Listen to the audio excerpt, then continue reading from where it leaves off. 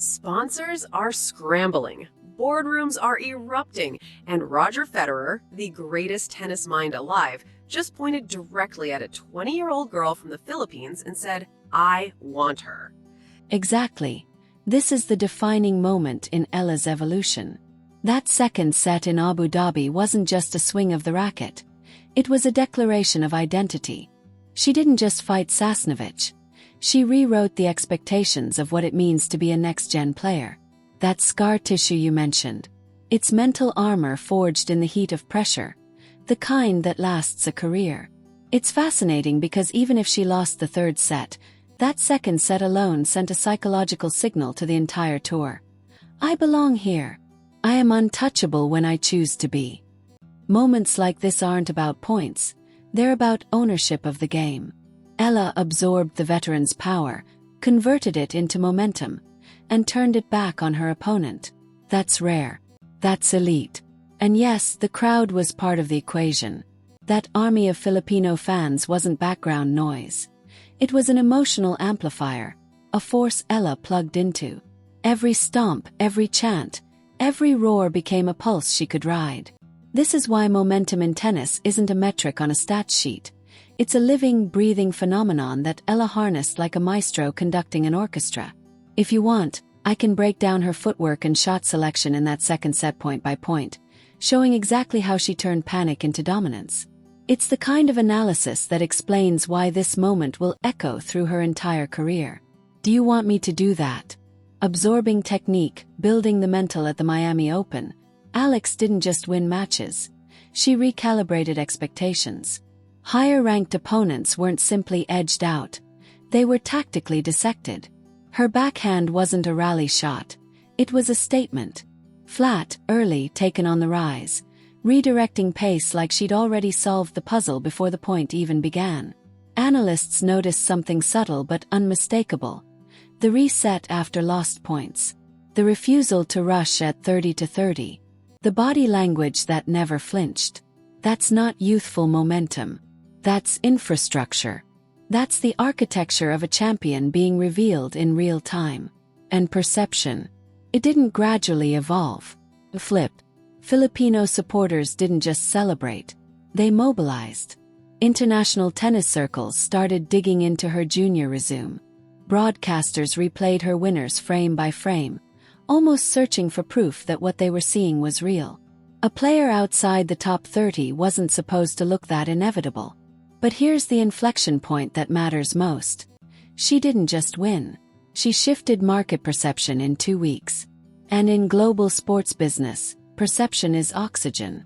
Suddenly, agents were fielding urgent calls. Marketing teams were running Southeast Asia growth models.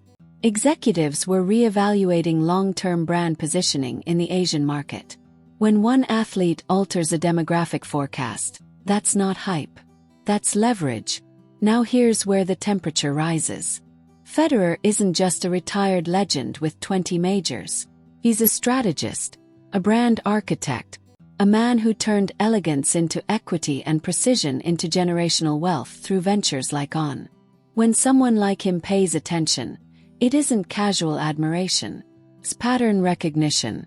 He understands what transcendent timing looks like. What global crossover potential feels like. What happens when talent meets market expansion at exactly the right moment. And 2025 Miami. That was alignment. The sports business machine usually moves cautiously. Contracts are layered. Projections are conservative. Risk is hedged. Except when a player changes the math. Alex did that. Because this wasn't just about ranking points. It was about Southeast Asia's accelerating consumer market, a digitally native Gen Z fanbase, a national identity rallying behind one athlete. When those variables combine with visible elite-level skill, caution becomes liability.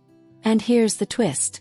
Once perception shifts at that scale, there's no returning to promising prospect. From that moment forward, every tournament becomes a referendum. Every sponsorship negotiation becomes high stakes. Every performance moves markets. That's when careers stop being linear. They become exponential. And if the Federer angle develops the way insiders hint it might, this story stops being about footwear deals and starts being about ownership, equity, and long-term control of a global sports brand.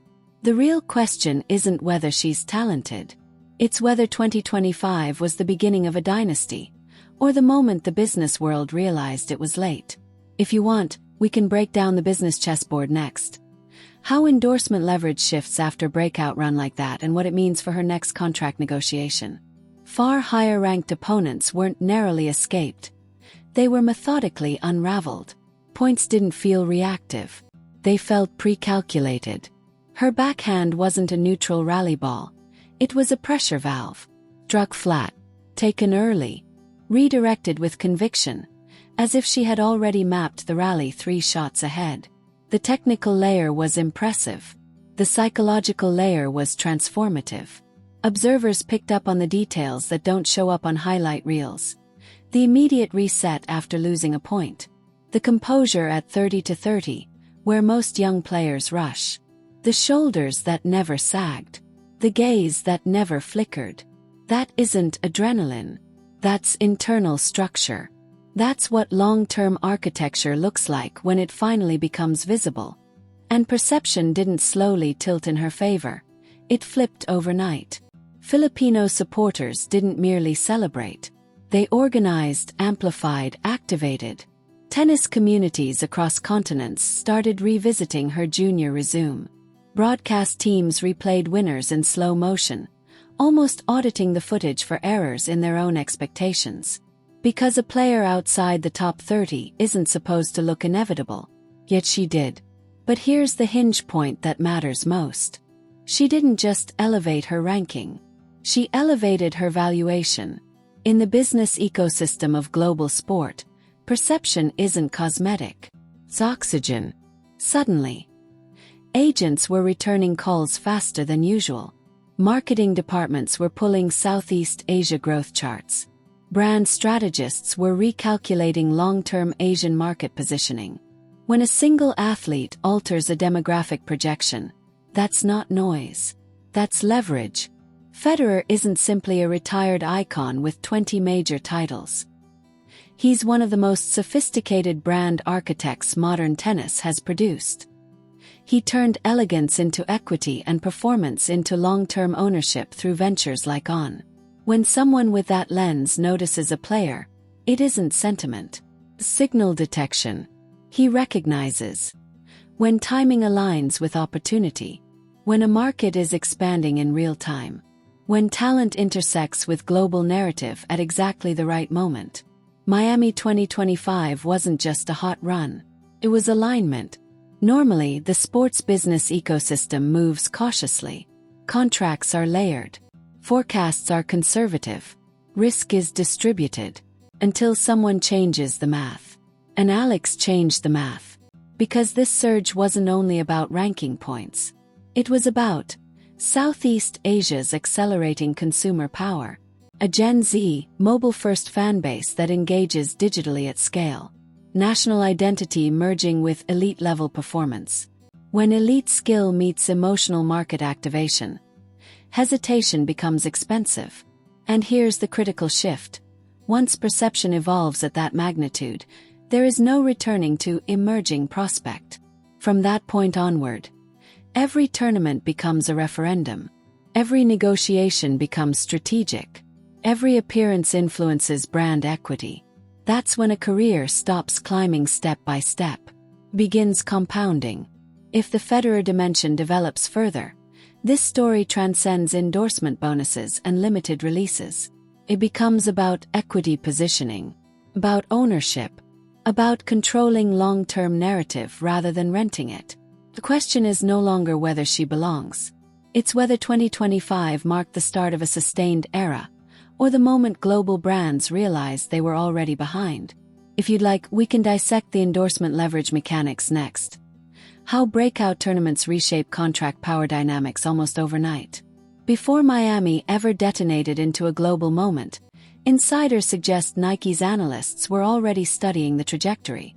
The Southeast Asian market wasn't a footnote in a spreadsheet, it was a growth engine. The tennis division understood her technical upside. The brand strategists understood the larger context. Women's tennis entering a post-Serena recalibration phase. And internally, the word reportedly attached to her wasn't ambassador. It was franchise. That distinction is massive. A franchise athlete isn't just paid to wear product. They become structural, narrative anchors, market gateways, cultural leverage points. Think about the blueprint. Michael Jordan didn't endorse Nike.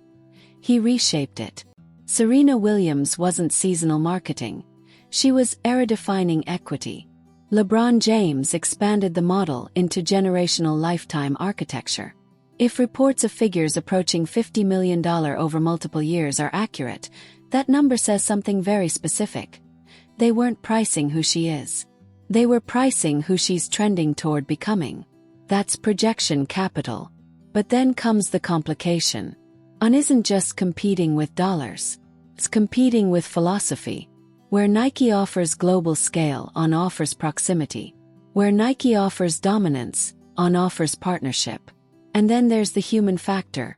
Roger Federer. That's not just a board member. That's living tennis credibility. For an athlete who grew up watching Federer glide across grass courts, mentorship from him isn't a marketing perk. It's emotional gravity. Nike can match money. They cannot replicate that personal axis of involvement. And when reports suggest that Nike's tone shifted from patient to urgent, timelines compressed, numbers revised upward, that urgency itself becomes signal. Because Nike rarely rushes. When the swoosh accelerates, it means leverage is real. And her leverage is unusual for a 20-year-old. Rapid competitive ascent. A mobilized national fanbase. Southeast Asian demographic expansion. Digital native engagement patterns. Visible elite-level shot tolerance under pressure. That stack of variables is rare. Most athletes earn leverage after winning majors. She appears to have generated it through trajectory alone. That's powerful. And here's the deeper tension. Nike represents scale and infrastructure. On represents personalization and ownership philosophy. If she chooses Nike, she becomes part of a machine that can amplify her globally overnight. If she chooses On, she potentially gains closer involvement in product identity, design input, long-term equity positioning, and proximity to one of the sport's most refined strategic minds. This isn't a shoe deal anymore. It's a governance decision. Does she plug into an empire? Or does she co-build one? And here's the reality. When a 20-year-old forces two global brands into urgency mode simultaneously, the power dynamic has already shifted. The negotiation table doesn't look the same when both sides know they need you more than you need them. If you want, we can break down what a franchise-level contract would actually include: royalties, signature models, equity shares, performance escalators, and how that changes her long-term wealth trajectory completely. Cultural significance, personal brand, because once the fake $45 million Wilson rumor and the imaginary Federer cash guarantee exploded across timelines, something unexpected happened. The numbers were fiction. The reaction was not. That reaction was real leverage. Misinformation doesn't go viral in a vacuum. It attaches itself to emotional energy. And in this case, the energy wasn't just excitement. It was national longing. A Filipino woman rising inside a sport historically dominated by Europe and North America carries symbolic weight. It bypasses logic. It moves straight to identity. And that's exactly what brands study. When hundreds of thousands engage with an unverified headline, analysts don't just roll their eyes. They measure intensity. They map geographic clusters. They assess purchasing probability. They ask one question: if this were real, would the market move? The answer was obvious. That appetite, emotional, almost protective, is commercially invaluable. You cannot manufacture that kind of devotion through paid ads. It develops through decades of cultural underrepresentation and collective aspiration. Nike sees reach and sees belonging. And here's the twist. The fake stories strengthened her hand at the negotiation table. They demonstrated what brands call demand elasticity. If fabricated numbers can generate that much engagement, confirmed partnerships could ignite something even larger. But here's where the entire narrative pivots. Because when Alex herself speaks about partnerships, the tone changes completely. Strip away the corporate urgency of the speculative headlines, of the demographic projections, of the brand wars, and what remains is clarity. Across interviews in 2024 and 2025, her framework has been remarkably consistent. Money matters. Impact matters more. She has repeatedly talked about infrastructure in the Philippines. Not charity optics, but structural access. Courts in underserved communities. Training systems for kids without elite institutional pipelines. Actual developmental pathways. That is not standard athlete PR language. That's blueprint thinking. She understands something rare for a 20-year-old athlete in a leverage moment. A big contract changes her life. A strategic partnership can change a system. And that distinction is enormous. Imagine the difference between signing a deal worth 8 figures. Signing a deal that allocates capital toward Philippine tennis facilities. Negotiating youth development clauses into brand commitments. Creating scholarship pipelines tied to performance bonuses. That's long-term architecture. And here's the business brilliance inside it. When an athlete publicly anchors herself to national development, she increases both moral authority and negotiating power. Any brand working with her must now align with that mission or risk appearing purely transactional. That shifts the power dynamic again. She's no longer asking, "How much will you pay me?" She's asking, "What will we build?" That is franchise-level thinking. And it also explains why the Federer Association adds philosophical gravity. Roger Federer didn't just build a playing career. He built institutions, academies, foundations. If mentorship or alignment enters the picture, it's not just commercial, it's structural. The remarkable thing here isn't that brands are competing. It's that a 20-year-old from the Philippines is dictating the terms of what competition looks like. That's not hype. That's strategic maturity. The real story was never the fake $45 million rumor. It's that her leverage is rooted in authenticity. Competitive credibility plus national connection plus developmental vision. That combination is rare. And when it appears, endorsement negotiations stop being about footwear. They become about legacy design. If you want, we can break down what a contract would look like if infrastructure investment were formally built into it. Percentage allocations, foundation partnerships, equity sharing, long-term governance structures across interviews, and key turning points in her career. Her message has stayed consistent. This isn't posturing, it's belief. And that belief forces every serious sponsor to rethink how they approach her. Of course, Nike has the money and the global machine to build academies, fund scholarships, and invest in facilities. Their history in community programs, while sometimes criticized, includes real grassroots impact around the world. With the right structure, a partnership could absolutely support the youth development programs Aya envisions for Philippine tennis. But On, shaped heavily by Federer's philosophy, operates differently. It prioritizes collaboration over simple endorsement. Federer has repeatedly emphasized that his business ventures should stand for more than profit. That alignment with Aya's publicly stated values could create something deeper than a standard commercial deal. There's one factor neither company can manufacture: authenticity. Her insistence that any partnership must benefit Filipino youth isn't a negotiation tactic. It's a declaration of identity. And in an era where fans can instantly detect performative branding, an athlete who chooses purpose over the highest bid becomes far more powerful culturally. People don't just celebrate champions who win. They revere champions who win while staying visibly committed to something larger than themselves. If Aya ultimately chooses the brand that invests meaningfully in Philippine tennis, rather than simply writing the biggest check, her story shifts from rising star to generational icon. The winning brand wouldn't just gain a spokesperson. It would align itself with a movement, with national pride, with a story of a young woman from Quezon City who redefined what was possible and then turned back to elevate others. Federer built partly on the belief that elite athletes aren't just competitors. They are thinkers, leaders, symbols. In Aya, he may see a rare embodiment of that philosophy. But this extends beyond one endorsement decision. The ripple effect could influence the trajectory of women's tennis across Asia. This was never merely a corporate showdown. It's about a 20-year-old Filipina carrying a nation's expectations, and having the awareness to convert that pressure into leverage, into mission, into legacy. No matter what she signs, she has already secured the most important victory: ownership of her narrative. The real question isn't whether she becomes a champion. It's what kind of champion she decides to be.